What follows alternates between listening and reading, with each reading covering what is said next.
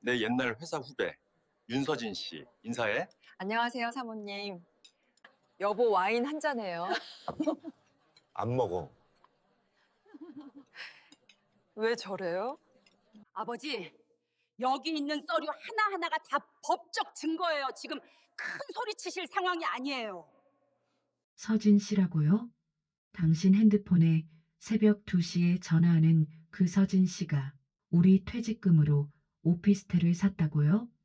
저는 35회를 이 부엌에서 시작했습니다. 새벽 5시에 일어나 밥을 짓고 시어머니 약을 챙기고 남편 와이셔츠를 다렸습니다. 아이들 등록금 낼 때는 제 보험을 해약했고 남편 사업이 기울 때는 친정어머니 유품인 금반지까지 팔았습니다. 그런 제가 돌려받은 건 뭐였냐고요?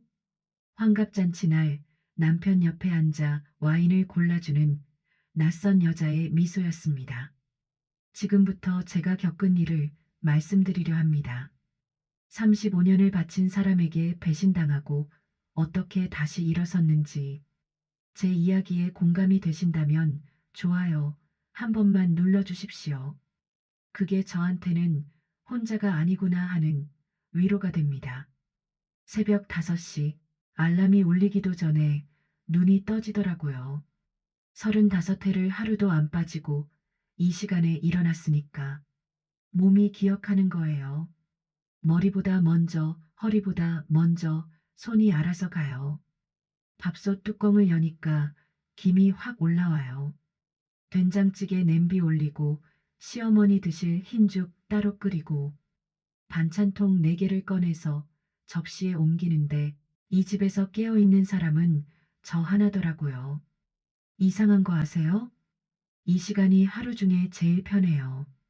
아무도 저를 안 부르고 아무도 뭘 안 시키거든요. 숟가락 부딪히는 소리, 냄비 보글거리는 소리. 그게 저한테는 하루에 딱 한 번 숨 돌리는 틈이었어요. 남편은 7시 반에 나와요. 양복 입고 넥타이 매고 현관까지 12걸음. 그 12걸음 사이에 식탁을 한 번이라도 쳐다본 적이 있었나? 기억이 안 나요. 밥 먹고 가요. 이미 닫힌 문한테 하는 말이에요. 같이 앉아서 따뜻한 밥 한 숟가락이라도 뜨자고 그 말 한마디 하고 싶었는데 문이 더 빠르더라고요. 괜찮아요. 바쁜 사람이니까 회사 가서 점심은 먹겠지. 늘 그랬어요. 혼자 이해하고 혼자 삼키고 혼자 넘기고 식은 밥을 퍼서 제 그릇에 얹었어요. 그러면서 생각하는 거예요. 내일은 뭘 해줄까? 불평이 아니에요. 그 생각뿐이었어요. 이 사람이 뭘 좋아하는지, 요즘 입맛이 어떤지, 속은 괜찮은지, 남편 몸 상태는 줄줄 깨는데 정작 제 무릎이 언제부터 시렸는지는 저도 몰라요. 이 통장들 보니까 첫 월급 받던 날이 떠오르더라고요. 남편이 통장을 턱 내밀면서 그랬어요. 당신이 맡아. 나는 숫자 같은 거 머리 아프니까. 그때는요, 믿어주는 거라고 생각했어요. 살림 맡긴다는 건 나를 믿는다는 거다. 그렇게 받아들였거든요. 그래서 한 푼도 안 빠지게 적었어요. 아이들 분유가, 시아버지 수술비, 큰애 대학 등록금, 남편 사업 미천 3천만 원. 어디서 빼고 어디에 넣었는지 손톱만 한 것까지 전부 다요. 대학에서 회계학 전공했어요. 수석으로 나왔고 장학금도 탔어요. 교수님이 대학원 가라고 했었는데 시어머니가 한마디 하셨죠. 공부는 됐고 애부터 낳아라. 살림할 줄 아는 며느리가 진짜 학벌이여. 그래서 접었어요. 책을 덮고 앞치마를 묶었습니다. 후회했냐고요? 안 했다면 거짓말이죠. 근데 그때는 그게 도리라고 생각했어요. 남편이 바깥에서 벌어오면 아내는 안에서 지키는 거다. 그 밥심 하나로 35년을 버텼어요. 근데 이상한 거예요. 35년 동안 꼬박꼬박 넣기만 했는데 장고가 이게 맞나 싶은 거예요. 그때는 그냥 넘겼어요. 남편이 쓸 때가 있었겠지. 사업이 어려웠으니까. 의심을 하면 이 집이 와르르 갈 것 같았거든요. 엄마, 아빠 환갑잔치 장소 알아봤어? 호텔 뷔페로 할까? 한정식으로 할까? 엄마가 알아볼게. 아빠가 좋아하는 대로 하지 뭐. 엄마는? 엄마 환갑 때는 뭐 하고 싶어? 제 환갑이요? 작년에 지나갔어요. 아무도 말을 안 꺼내길래 저도 안 꺼냈어요. 그날 저녁에 혼자 미역국 끓여 먹었어요. 미역국은 잘 끓이거든요. 35년을 남의 생일에만 끓였으니까. 엄마는 됐어. 아빠 거 신경 써. 그날 밤이에요. 남편이 늦게 들어왔어요. 회사 동기 모임이라고 했어요. 외투를 받아드는데 코끝에 뭔가 스쳤어요. 제가 쓰지 않는 향수 냄새. 좀 달고 좀 무겁고 백화점 1층 지나갈 때 한번 맡아본 적 있는 그런 거. 여보, 오늘 누구 만났어? 동기들이라니까. 왜? 또 잔소리야? 빨래통에 외투를 넣다가 손이 멈췄어요. 아닐 거야. 요즘 향수 뿌리는 남자들 많잖아. 동기 중에 누가 뿌렸겠지. 35년 동안 써먹은 방법이에요. 의심이 올라오면 혼자 이유를 만들어서 덮는 거예요. 그래야 내일 아침에 또 밥을 지을 수 있으니까요. 잠이 안 오더라고요. 향수 냄새가 코끝에 달라붙어서 안 지워져요. 아닐 거야. 아닐 거야. 몇 번을 되뇌었는지 몰라요. 남편 핸드폰에 불이 들어왔어요. 새벽 2시예요. 누가 이 시간에 문자를 보내요. 안 봤으면 됐을 텐데. 눈이 먼저 읽어버렸어요. 서진. 그 이름 두 자가 어두운 방 안에서 저한테만 보이더라고요. 메시지 끝에 하트가 하나 붙어 있었어요. 손을 뻗으면 확인할 수 있었어요. 비밀번호는 알아요. 결혼기념일이거든요. 한 번도 안 바꿨어요. 근데 손이 안 가더라고요. 확인하는 순간 35년이 와르르 갈 것 같았어요. 그날 밤 천장만 보고 있었어요. 바로 옆에 사람이 누워 있는데 세상에 이렇게 추운 이불이 있나 싶더라고요. 그리고 이틀 뒤 남편 환갑잔치 날 저는 그 서진이라는 사람을 두 눈으로 직접 보게 됩니다. 그날 이후로요. 아무렇지 않은 척했어요. 밥 짓고 빨래 널고 시어머니 약 챙기고 다른 게 하나도 없었어요. 근데 눈이 달라졌더라고요. 전에는 안 보이던 것들이 슬슬 걸리기 시작한 거예요. 카드 명세서를 보는데 중간에 이상한 게 있었어요. 백화점 여성복 매장 80만 원. 남편 카드로요. 저는요, 10년째 같은 패딩 입고 다니거든요. 지퍼가 한쪽이 고장나서 단추로 잠그는 그 패딩. 백화점 여성복 매장에서 80만 원어치를 살 일이 없어요. 있을 수가 없어요.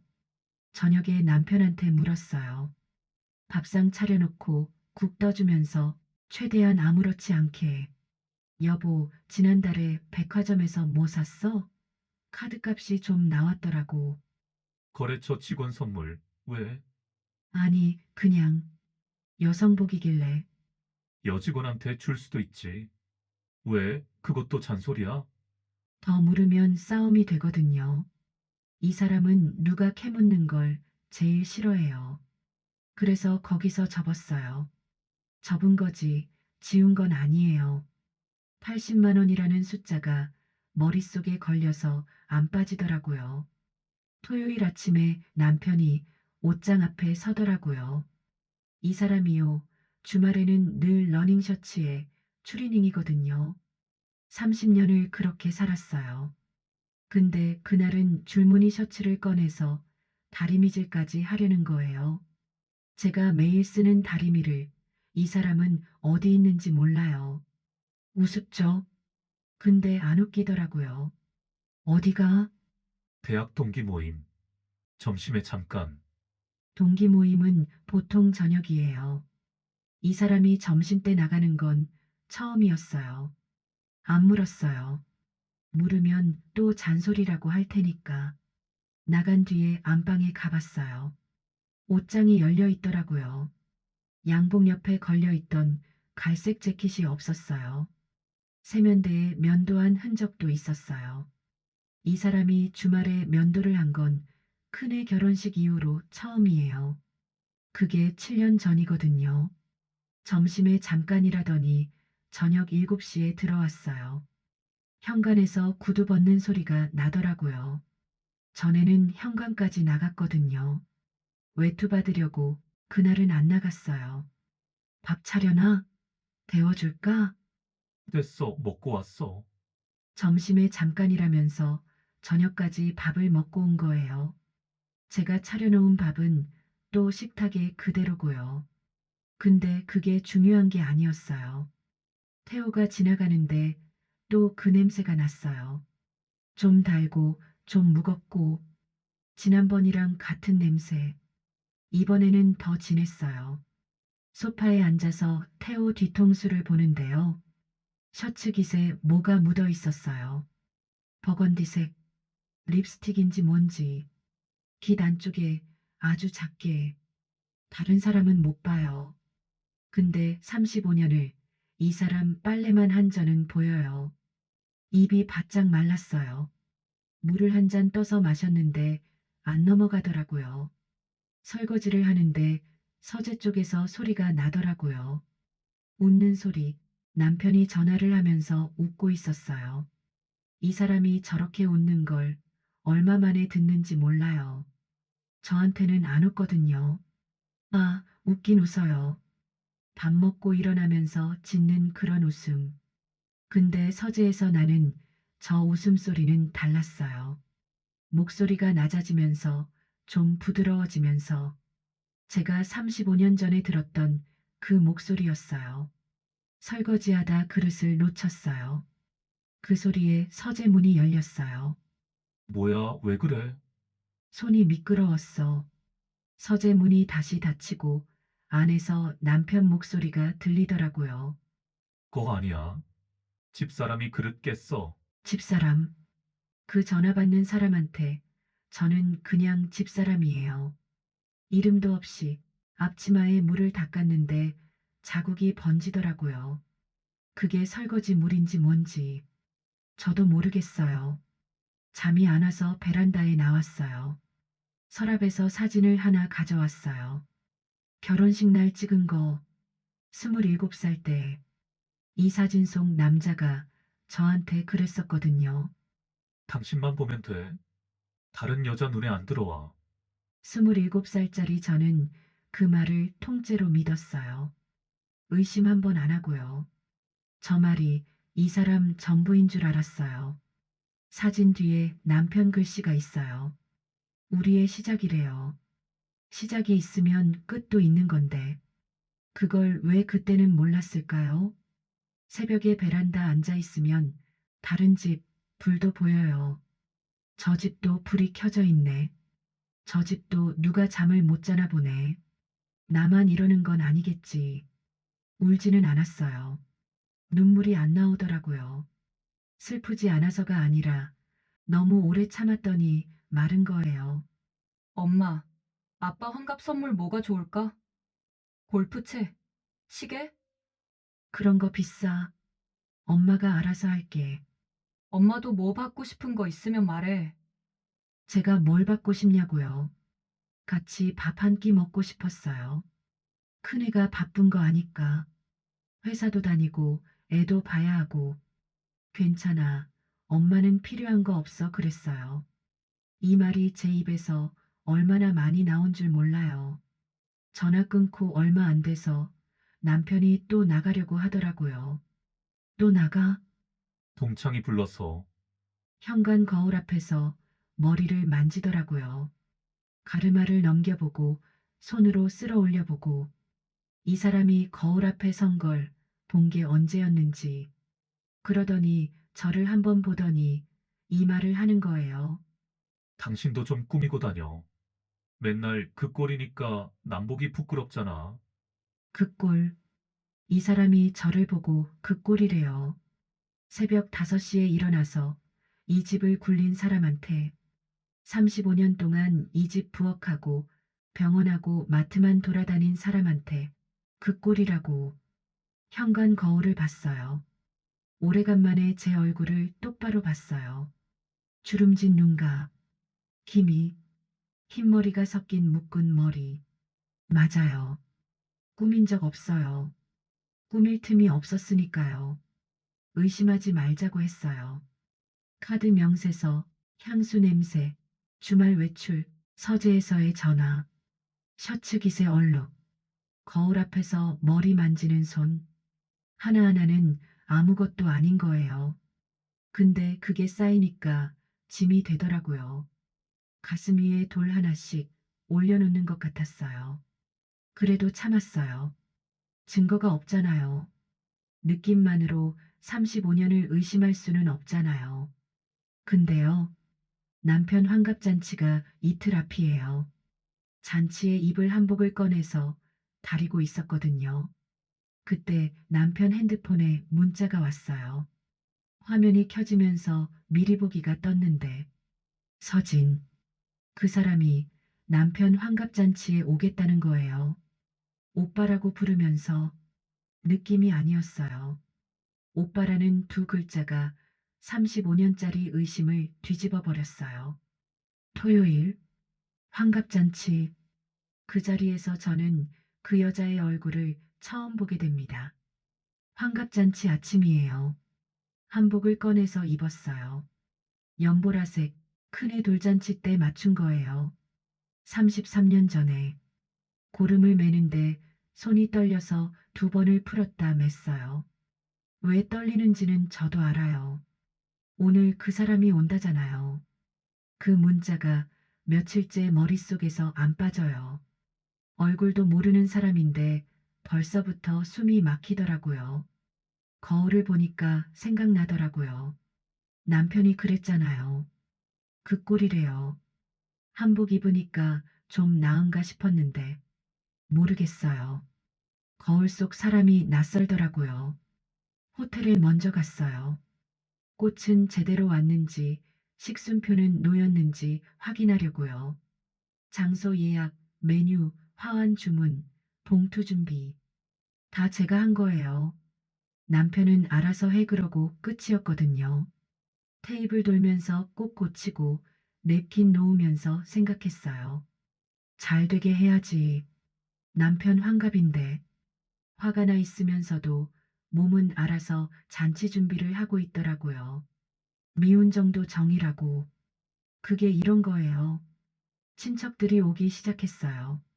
시누이, 남편 사촌형, 시아버지 쪽 친척들. 형수님 많이 준비하셨어요. 정수기가 다 했지? 고개 숙이면서 인사하는데 눈은 자꾸 입구 쪽으로 가더라고요. 그 사람이 정말 올까? 안 오면 좋겠다 싶었어요. 남편이 들어왔어요. 혼자가 아니었어요. 반걸음 뒤에 여자가 서 있었어요. 40 초반쯤. 베이지색 원피스에 작은 가방.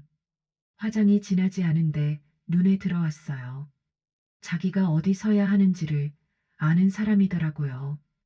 반걸음 뒤 딱 그만큼 향수 냄새가 났어요. 좀 달고 좀 무겁고 외투에서 맡았던 그 냄새. 셔츠 깃에 묻어있던 그 냄새. 출처를 찾은 거예요. 아, 내 옛날 회사 후배. 윤서진 씨. 인사해. 안녕하세요, 사모님. 태호 선배님한테 많이 들었어요. 아, 네. 와주셨어요. 웃었어요. 사람들 앞이니까, 잔치 자리니까. 서진 씨가 어디 앉았는지 아세요? 태호 옆이요. 제 자리보다 가까운 자리. 저는 2 테이블 건너 끝에 있었거든요. 친척들 시중 들려면 이 자리가 편하다고. 저한테 한 말이에요. 음식 나오고 술이 돌기 시작했어요. 저는 테이블 사이 다니면서 더 드세요. 과일 좀 갖다 드릴까요? 하고 다녔어요. 눈이 자꾸 그쪽으로 가더라고요.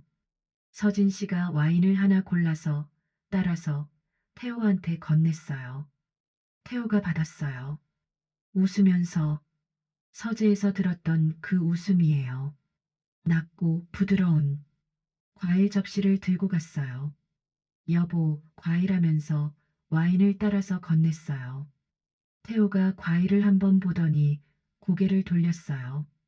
제가 따른 와인잔은 안 받았어요. 잔이 허공에 떠 있었어요. 2초, 3초, 신우이가 그걸 봤어요. 사촌형 댁도 봤어요. 잔을 내렸어요. 테이블에 조용히 놓았어요. 손이 젖어 있었어요. 화장실에 갔어요. 좀 쉬고 싶었어요. 세면대에 손을 대고 서서 거울을 봤어요. 연보라색 한복이 비치더라고요. 33년 된 한복. 이 한복 입고 큰애 돌잔치에서 밥을 떠먹였어요. 이 한복 입고 시아버지 칠순에서 절을 했어요. 문이 열렸어요. 서진 씨였어요. 향수 냄새가 좁은 화장실에 퍼졌어요. 거울에서 나란히 비쳤어요. 둘이 33년 된 한복하고 백화점 원피스하고 갈라진 손하고 매니큐어 바른 손하고 서진 거울 보면서 가볍게 사모님 잔치 준비 다 혼자 하셨어요? 대단하시다. 뭐 해야 하니까요. 태호 오빠가 그러시더라고요. 집에서 좀 외롭다고 말동무가 없다고. 태호 오빠. 이 여자가 제 남편을 오빠라고 불렀어요. 제 앞에서 외롭대요. 제가 35년을 옆에 있었는데 사모님 실례가 안 된다면요. 이 나이에 이혼하시면 갈 데가 있으세요? 이혼. 이 여자가 저한테 이혼 얘기를 했어요. 웃으면서요. 남편 환갑잔치 날 호텔 화장실에서 거울을 봤어요. 연보라색 한복, 갈라진 손, 주름. 이 모습이 갈 데 없는 사람인가요? 35년을 한자리에서 버틴 사람이 연회장에 돌아와서 앉았어요. 앉은 게 아니라 주저앉은 거에 가까워요. 고개를 드니까 태호가 웃고 있었어요.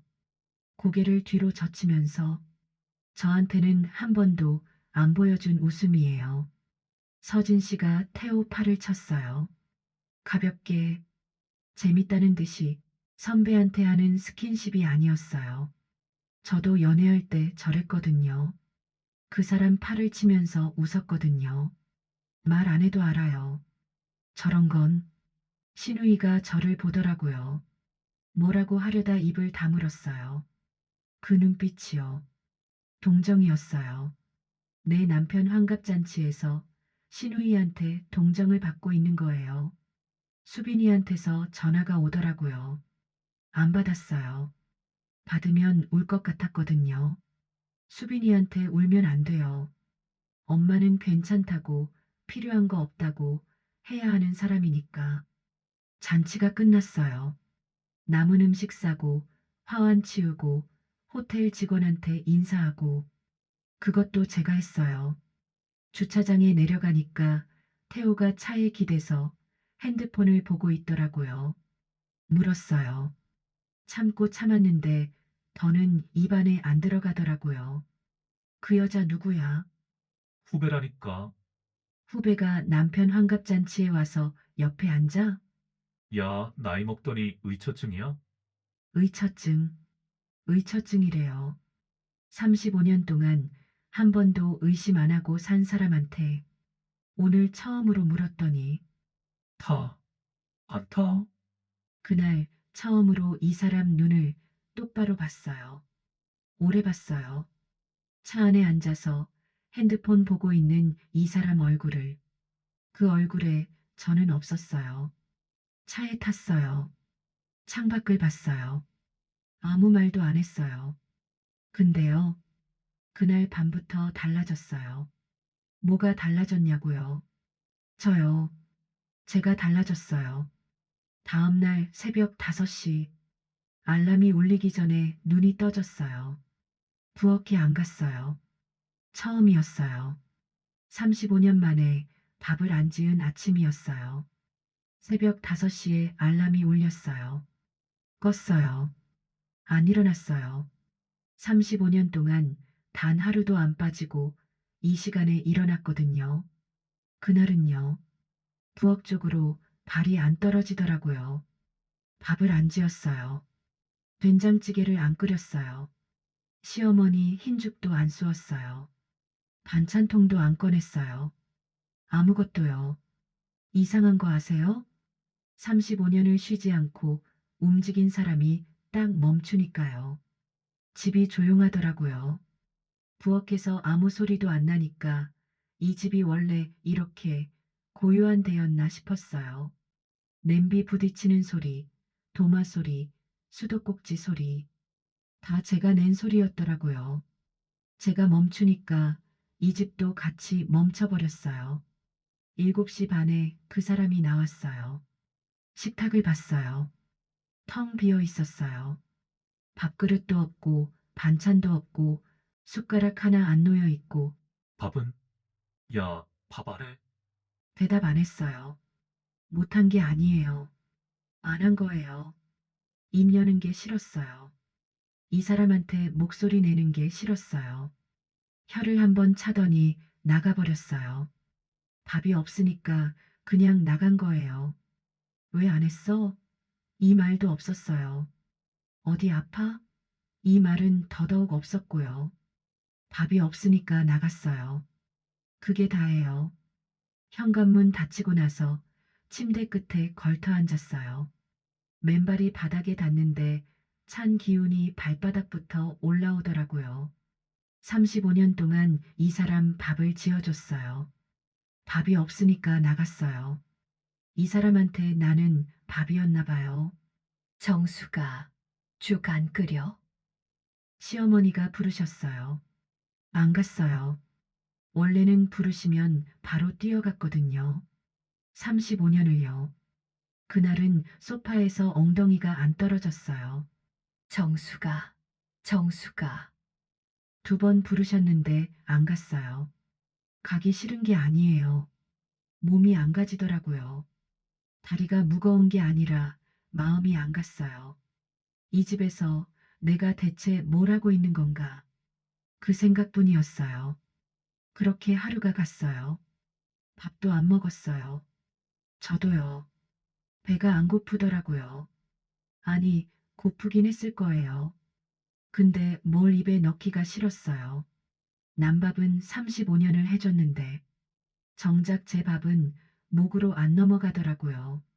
저녁에 수빈이한테 전화가 왔어요. 이번엔 받았어요. 엄마, 왜 전화 안 받아? 어제도 안 받고. 응, 좀 바빴어. 엄마 목소리가 왜 그래? 감기야? 아니야, 괜찮아. 엄마는 괜찮아. 괜찮다고 했어요. 또요. 이 말이 입에서 얼마나 쉽게 나오는지 몰라요. 괜찮지 않은데 괜찮다고. 필요한 거 있는데 없다고. 수빈이가 걱정할까 봐요. 이 애한테까지 짐 되면 안 되니까요. 엄마, 이번 주 토요일에 갈게.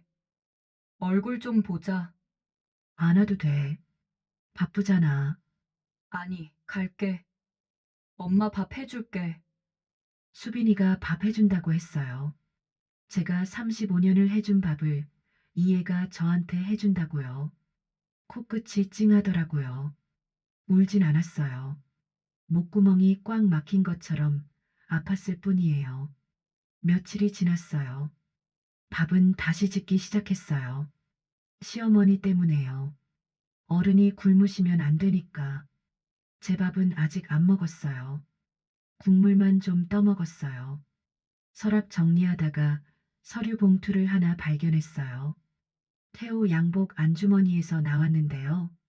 세탁 맡기려고 주머니를 뒤진 거예요. 봉투를 열었어요. 부동산 매매 계약서였어요. 서울 오피스텔. 평수는 작은데 가격이 컸어요. 매수인 이름이 태호였어요. 제가 모르는 오피스텔을 6개월 전에 사놨더라고요. 그 돈이 어디서 나왔는지 대금 납부 항목을 봤어요. 출처가 적혀 있더라고요. 우리 퇴직금 계좌예요. 제가 35년 동안 이를 깨물고 한 푼씩 넣었던 그 통장. 거기서 빠져나간 거예요. 35해를 모은 돈이에요. 아이들 분유값 아껴서 친정엄마한테 손 벌려서 갚고 또 모으고 한 푼씩 한 푼씩이요. 그게 오피스텔이 돼 있었어요. 다른 여자 이름 옆에 붙을 오피스텔이요. 그날 밤에 주저앉았어요. 침대에 앉아 있다가 힘이 빠져서 그냥 바닥으로 미끄러졌어요. 소리는 안 났어요. 우는 것도 아니고 소리 지르는 것도 아니고 그냥 바닥에 앉아 있었어요. 이상한 게요. 화가 안 나더라고요. 화가 나야 정상인데요. 남편이 내 돈으로 다른 여자한테 집을 사줬으면 화가 나야 맞는 거잖아요. 근데 화보다 먼저 온 게 있었어요. 아, 이 사람이 나한테 이러면서 왜 매일 내 밥을 먹었을까? 그 생각이 먼저 들더라고요. 매일 새벽에 일어나서 지은 밥. 이 사람이 그걸 먹었잖아요. 내 돈으로 다른 데 집을 사놓고 내가 지은 밥을 숟가락으로 떠먹었어요. 그게 밥심이에요? 그건 밥심도 아니에요. 그건 도둑질이에요. 밥상 위의 사기예요. 이 집에서 내가 뭐였는지 그때 알았어요. 밥 짓는 사람, 빨래하는 사람, 약 챙기는 사람, 자식들 키우는 사람, 시부모 모시는 사람, 이름은 없는 사람이요. 집사람, 진짜 그냥 집사람이었어요. 새벽이었어요. 바닥에서 겨우 일어났어요. 등허리가 쑤시더라고요. 몇 시간을 바닥에 앉아 있었나 봐요. 서랍을 다시 열었어요. 아까 정리하다 만 거요. 맨 밑에서 앨범이 하나 나왔어요. 대학교 앨범이었어요. 87학번. 회계학과 열어봤어요. 교정에서 찍은 사진이 있었어요. 앞줄에 제가 서 있더라고요. 머리가 길었어요. 환하게 웃고 있었어요. 이 사람이 나였다는 게 도저히 안 믿기더라고요. 장학증서도 있었어요. 수석 졸업상장도요. 교수님이 대학원 오라고 하셨었는데요. 석사 마치면 조교 자리 주겠다고요. 그때 시어머니가 뭐라고 하셨는지 그건 앞에서 말씀드렸죠.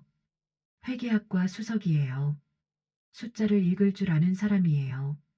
통장 잔고가 왜 줄었는지, 돈이 어디로 갔는지, 계약서 한 줄이 무슨 소린지 다 읽을 수 있는 사람이에요. 앨범을 보면서 생각했어요. 35년 전에 이 사람은 책을 덮고 앞치마를 묶었어요. 근데요, 책은 덮었지 찢어버린 건 아니거든요. 이불장 맨 안쪽에 상자가 하나 있었어요. 이사할 때마다 가지고 다녔는데 한 번도 안 열어본 상자예요. 열어봤어요. 가계부였어요. 1991년부터 작년까지 35권, 매년 한 권씩 빼곡하게 적었어요. 수입, 지출, 저축. 빨간 펜은 나간 돈, 파란 펜은 들어온 돈, 시아버지 수술비 300만 원, 빨간 펜, 남편 사업 미천 3천만 원, 빨간 펜, 큰애 대학 등록금 400만 원, 빨간 펜, 작은애 유학 보증금 500만 원, 빨간 펜, 제 보험 해약금 200만 원, 파란 펜, 친정엄마한테 빌린 500만 원, 파란 펜, 남의 돈은 다 적었어요. 제 몸값은 한 줄도 안 적었어요. 새벽 5시에 일어나서 밤 10시까지 일한 제 하루. 그건 어디에도 없었어요. 근데 이 가계부가 있으면요. 이 집에 돈이 얼마가 들어오고 얼마가 나갔는지 전부 증명이 돼요. 회계학과 수석이 적은 가계부거든요. 가계부를 한 손에 계약서를 한 손에 들었어요. 나란히 놓고 봤어요. 이 가계부가 증거예요. 35년 동안 이 집에 제가 넣은 돈이 얼마인지, 이 사람이 몰래 빼간 돈이 얼마인지 가계부를 가슴에 꼭 안았어요. 이 안에 35년이 들어 있어요. 남들은 전업주부가 한 게 뭐가 있냐고 그러잖아요. 여기 있어요. 전부 다요. 그날 저녁 수빈이가 왔어요. 밥 해주겠다던 그 약속 지키려고요. 문 열자마자 제 얼굴을 보더니 현관에서 딱 멈추더라고요. 엄마, 무슨 일 있어? 수빈이 눈을 보는데 더는 혼자 끌어안고 있을 수가 없었어요. 가계부를 내밀었어요. 계약서를 내밀었어요. 입을 열었어요. 35년 만에 처음으로요. 도와달라고 했어요. 수빈이가 서류를 보더니 저를 올려다봤어요. 그의 입에서 나온 말이요. 엄마, 나 변호사야. 그 말이 계속 맴돌았어요. 이상한 거 아세요? 논란보다 먼저 온 게 미안함이었어요. 이 애가 변호사인 줄도 몰랐나? 내가 이 애를 그만큼 몰랐나? 아이들 학비 된다고 제 보험 깨면서 정작 이 애가 무슨 일을 하는지는 한 번도 제대로 물어본 적이 없었어요. 엄마, 이거 매수인이 아빠 단독 명의야? 응, 대금 출처가 부부 공동재산이고? 퇴직금 계좌에서 나갔어. 수빈이가 계약서를 내려놓았어요. 저를 봤어요. 그의 눈이 빨개지더라고요. 근데 울지는 않았어요. 입술을 꽉 물고 있었어요. 선배님, 저 수빈이에요. 부부 공동재산 은닉건으로 자문 좀 구하고 싶은데요. 내일 오전에 서류 들고 갈게요. 전화 끊고 나서 수빈이가 저를 봤어요. 엄마, 이건 부부 공동재산 은닉이야. 법적으로 아빠한테 아주 불리해. 불리하다. 그 말이 귀에 꼽혔어요.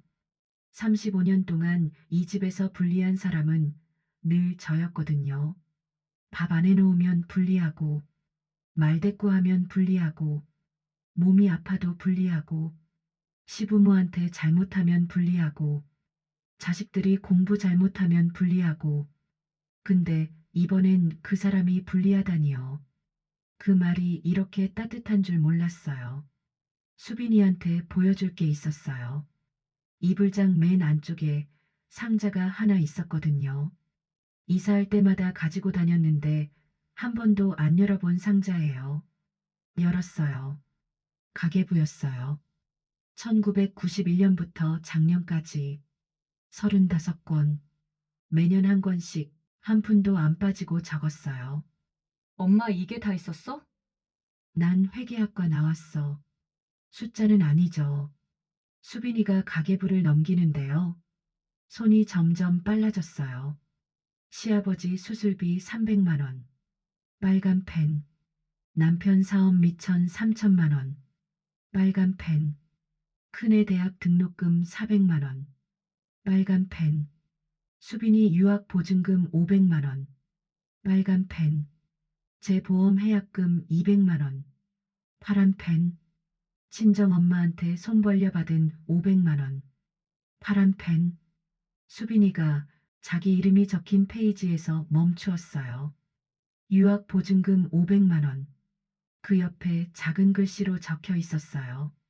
수빈이 꿈 꼭 이루게 해주세요.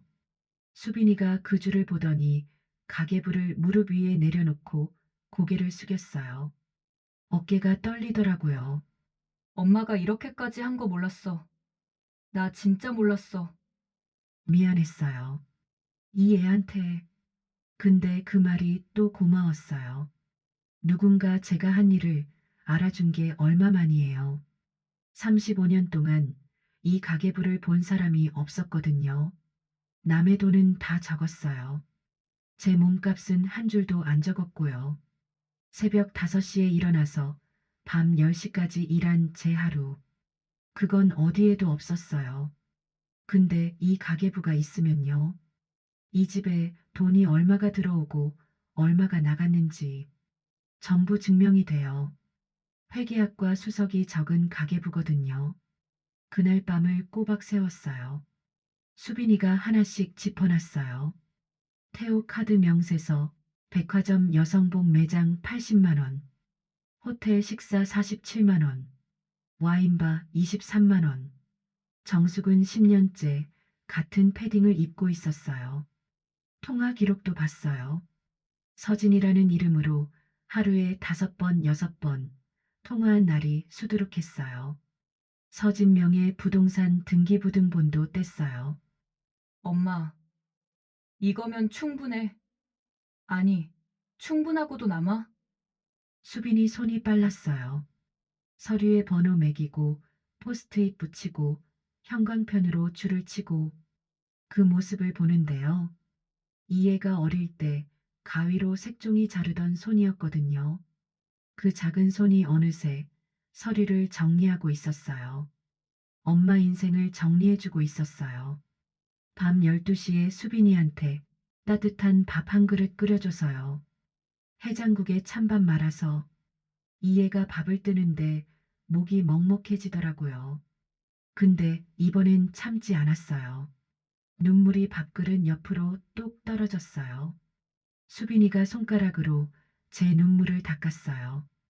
그게 얼마만인지 모르겠어요. 누군가 제 눈물을 닦아준 게요. 일요일에 가족들을 불렀어요. 태호는 의아해하면서도 왔어요. 준혁이도 왔고요. 시어머니는 안방에서 나오셔서 소파 끝에 앉으셨어요. 과일 까고 차 끓였어요. 이게 마지막 일 수도 있겠다 싶으면서요. 무슨 일이야? 일요일에 부르고, 엄마, 무슨 일 있어? 괜찮으세요? 준혁이가 물었어요. 괜찮으세요? 라고. 괜찮다고 할 뻔했어요. 근데 이번엔 괜찮다고 안 했어요. 봉투를 테이블 위에 놓았어요. 이혼 소송 서류, 재산분할 청구서, 공동재산 은닉 증거, 오피스텔 계약서 하나씩 내려놓을 때마다 식탁 위에서 소리가 났어요. 탁, 탁, 탁. 이게 뭐야? 35년치 정산서야. 목소리가 안 떨렸어요. 신기하더라고요. 35년 동안 이 사람 앞에서 목소리가 늘 떨렸거든요. 근데 그날은 안 떨렸어요. 제 목소리가 저한테도 낯설더라고요. 야, 당신 지금 뭐 하는 거야? 집안일을 이렇게. 아버지, 여기 있는 서류 하나하나가 다 법적 증거예요. 지금 큰 소리 치실 상황이 아니에요. 태호가 입을 다물었어요. 이 사람이 당황하는 얼굴을 처음 봤어요. 35년 동안 이 사람이 이 집에서 당황한 적이 있었나요? 없었어요. 단 한 번도요. 당황하고 불안하고 조마조마하던 건 늘 저였어요. 근데 오늘은 저쪽이 떨고 있었어요. 아버지 이게 진짜야? 준혁이가 계약서를 봤어요. 아버지를 봤어요. 태호는 대답을 못했어요. 입만 벌렁거렸어요. 준혁이가 고개를 떨구었어요. 아버지, 엄마가 이 집에서 35년 동안 뭘 한 건지 저도 이제 알겠습니다. 준혁이 입에서 그 말이 나올 줄 몰랐어요. 이 애는 아버지를 닮아서 체면을 챙기고 집안일은 조용히 덮자는 쪽이었거든요. 그런 애가 고개를 떨구고 있었어요. 아버지 앞에서요. 그때 시어머니가 입을 여셨어요. 소파 끝에서 지팡이를 잡고 조용히 듣고만 계셨거든요. 자식들 싸우는 거 보면 항상 아들 편을 드셨어요. 근데 그날은 달랐어요. 태호야, 내가 그 모양이었어? 시어머니 목소리가 떨리고 있었어요. 87세 어른이 떨고 있었어요. 어머니, 이건 우리 부부 일이에요. 정수가, 시어머니가 저를 부르셨어요. 저를 보고 계셨어요. 35년 동안 많은 말을 들었어요. 이 어른한테 밥이 질다, 빨래 널어라, 약 챙겨와라. 근데 그날 시어머니가 하신 말은요. 내가 너한테 참 못했다. 시어머니가 그 말을 하실 줄 몰랐어요. 35년이에요. 35년 동안 단 한 번도 못 들은 말이었어요. 모시고 살았어요. 모르는 사람도 있었겠지만 다 알면서 모른 척하는 사람도 있었을 거예요. 근데 87세 어른이 고개를 숙이고 있었어요. 며느리한테요. 35년 동안 이 집안 살림한 건 너여. 그 못된 짓 하는 놈은 내 아들이 아니여. 태호가 입을 열지 못했어요. 체면을 목숨처럼 챙기던 사람이 친엄마 앞에서는 반박 한마디 못하더라고요. 저는요, 시어머니를 봤어요. 87세 어른이 지팡이를 잡고 부들부들 떨고 계셨어요. 저한테 못했다고 하신 거 진심이라는 걸 알았어요. 눈물이 나왔어요. 근데 이번 눈물은요, 슬픈 눈물이 아니었어요. 뭐라고 해야 할까요? 가슴에 꾹꾹 눌러놓았던 것들이 하나씩 빠져나오는 느낌이었어요. 35년치 안이 풀리는 느낌이요. 다음 날 아침이었어요. 새벽 5시에 눈이 떠졌어요. 35년 동안 이 시간에 눈이 떠면 부엌으로 갔거든요. 근데 그날은 현관으로 갔어요. 구두를 신었어요. 손에 서류 가방을 들었어요. 신발장을 봤어요. 제 구두 옆에 태호 구두가 나란히 놓여 있었어요. 35년 동안 같은 자리에 놓였던 두 켤레. 제 구두는 굽이 달아 있고 그 사람 구두는 번질번질했어요. 문을 열었어요. 바깥에 바람이 불더라고요. 차가웠어요. 근데 그 찬 바람이 싫지 않았어요. 복도로 나왔어요. 아침 햇살이 복도에 비치고 있었어요. 35년 동안 이 복도를 수천 번 나섰을 거예요. 장 보러, 병원 가러, 아이들 학원 데려다 주러. 근데 그날 아침에 제가 가는 곳은 법원이었어요. 구두 소리가 복도에 울렸어요. 조용한 소리였어요. 근데 단단한 소리였어요. 그날 아침에요. 태호가 일어나서 부엌에 갔을 거예요. 식탁에 밥이 없었을 거예요. 평생 처음으로요. 밥을 안 지은 게 아니에요. 밥을 안 지어도 되는 사람이 된 거예요. 법원에 갔어요. 태어나서 처음 가보는 곳이었어요. 긴 복도 끝에 문이 있었고, 문 안에 탁자가 있었고, 탁자 위에 35년치 서류가 쌓여 있었어요. 수빈이가 옆에 앉아 있었어요. 반대편에 태호가 앉아 있었어요. 변호사랑 같이 눈이 마주쳤어요. 35년을 같이 살았는데 탁자 하나 사이에 두고 마주 보니까 이상하더라고요. 낯선 사람 같았어요. 이 사람이 태호 측 변호사가 이런 말을 하더라고요. 아내가 전업주부였으니 재산 모으는데 보탬이 안 됐다고 살림만 했지 돈은 한 푼도 안 벌어왔다고요. 그 말을 듣는데요. 손이 안 떨렸어요. 예전 같으면 떨렸을 거예요. 위축되고 무서워서 그날은 안 떨렸어요. 제 가계부에 다 적혀 있으니까요. 수빈이가 일어섰어요. 가계부 35건을 탁자 위에 놓았어요. 카드 명세서, 통화기록, 등기부등본. 하나씩 놓을 때마다 태호 측 변호사 얼굴이 굳어지더라고요. 피고 측에서는 아내의 기여도가 낮다고 하셨는데요. 여기 35년치 가계부가 있습니다. 시부모 병원비, 남편 사업 투자금, 자녀 학비 전부 제 의뢰인이 관리하고 지출했습니다. 퇴직금 계좌에서 빠져나간 금액과 오피스텔 계약서도 있습니다. 부부 공동재산 은닉입니다. 수빈이 목소리가 법정에 울렸어요. 안 떨렸어요. 한 글자 한 글자 또박또박했어요. 그 모습을 보는데요. 어릴 때 가위로 색종이 자르던 애가 저러더라고요. 보험께서 유학 보냈던 애가 가계부에 꿈 꼭 이루게 해주세요. 적어놓고 빌었던 애가 꿈을 이뤄서 엄마 옆에 서 있었어요. 태호 측 변호사가 서류를 넘기다 멈췄어요. 더 넘길 게 없었나 봐요. 태호가 고개를 숙이고 있었어요. 35년 동안 이 사람이 고개를 숙인 걸 본 적이 없었거든요. 집에서도 밖에서도 늘 고개를 세웠던 사람이었어요. 근데 저 탁자 앞에서는 고개를 못 들더라고요. 몇 주가 지났어요. 판결이 나왔어요. 공동재산의 60% 이상을 제가 받게 됐어요. 은닉 재산에 대한 추가 배상도 인정됐고요. 서진 명의 오피스텔도 부부 공동재산으로 환수됐어요. 복도를 걷는데요. 햇살이 복도에 비치고 있었어요. 이겼다는 생각이 들어야 맞는데요. 그 생각이 안 들더라고요. 시원하지도 통쾌하지도 않았어요. 먹먹했어요. 그냥 35년을 정산했는데 숫자 몇 줄로 끝나버리니까요. 엄마, 잘했어. 딸 수빈이가 잘했다고 했어요. 고개를 끄덕였어요. 잘한 게 아니었어요. 35년을 참은 거예요. 참다가 더 못 참은 거예요. 그걸 잘했다고 해야 하는지 모르겠어요. 하나는 확실했어요. 이제 끝났다는 거요.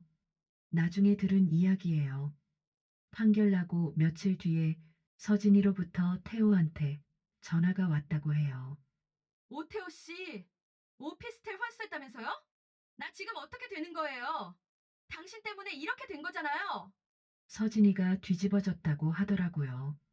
얻을 게 없으니까 태도가 확 달라진 거예요. 그 여자가 원한 건 태호가 아니었어요. 35년 동안 제가 허리띠 졸라매면서 모은 돈이었어요. 태호가 원한 건 글쎄요. 아직도 모르겠어요. 태호가 혼자 원룸에 앉아 있었다고 해요.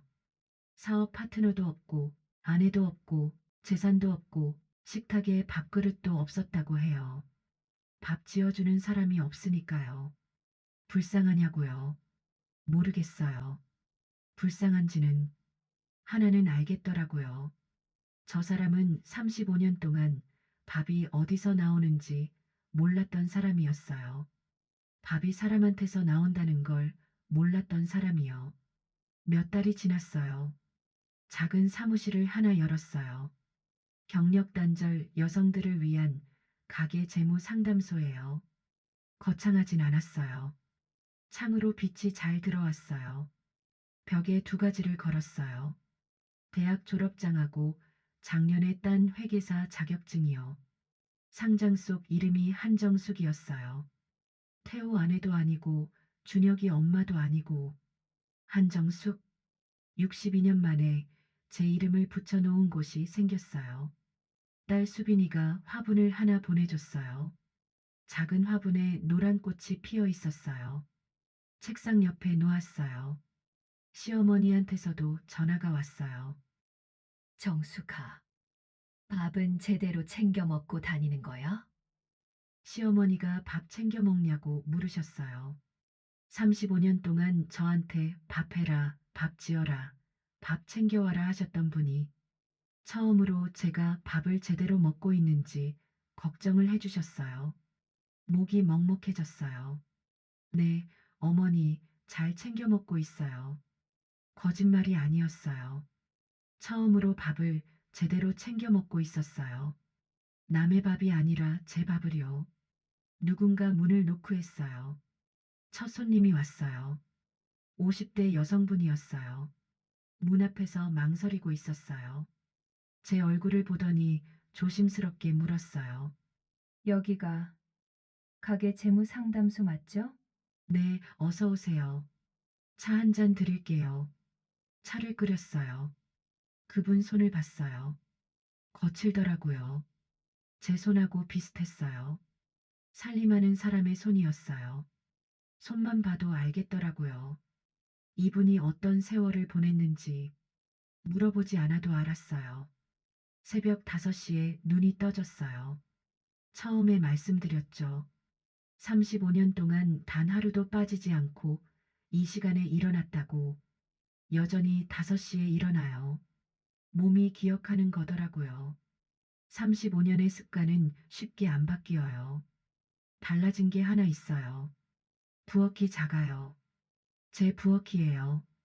밥을 지어요. 요리를 할 것도 없고, 남편 입맛 걱정할 것도 없고, 가족들 입맛 걱정할 것도 없어요. 밥솥 하나, 국 하나, 반찬 하나, 그리고 그릇 하나. 처음에 제 식탁 기억하세요? 밥그릇 5, 국그릇 5, 반찬통 8개, 시어머니 흰죽, 저 혼자 먹는 밥은 없었어요. 늘 남의 밥부터 지었어요. 오늘 식탁에는요, 그릇이 하나예요. 제 거예요. 밥을 떴어요. 한술 먹었어요. 천천히 씹었어요. 창문으로 햇살이 들어오더라고요. 얼굴에 햇살이 비쳤어요. 따뜻했어요. 이상한 거 아세요? 밥맛이 나더라고요. 35년 동안 밥을 지었는데 밥맛을 몰랐어요. 남의 밥만 지어서 그런가 봐요. 제 밥을 제가 지으니까 밥맛이 나더라고요. 창밖을 봤어요. 하늘이 보이더라고요. 전에는 몰랐어요. 부엌에서 하늘이 보이는지, 빨래 널고 설거지하고 밥 짓느라 창밖을 본 적이 없었거든요. 보이더라고요. 하늘이. 35년 동안 누군가의 아내였어요. 누군가의 며느리였어요. 누군가의 엄마였어요. 한정숙은 누구였는지 한 번도 물어본 적이 없었어요. 이제야 물어요. 한정숙은 누구였지? 이제부터 그걸 알아가려고 해요. 늦었냐고요? 아니에요. 알아차린 순간이 가장 빠른 거더라고요.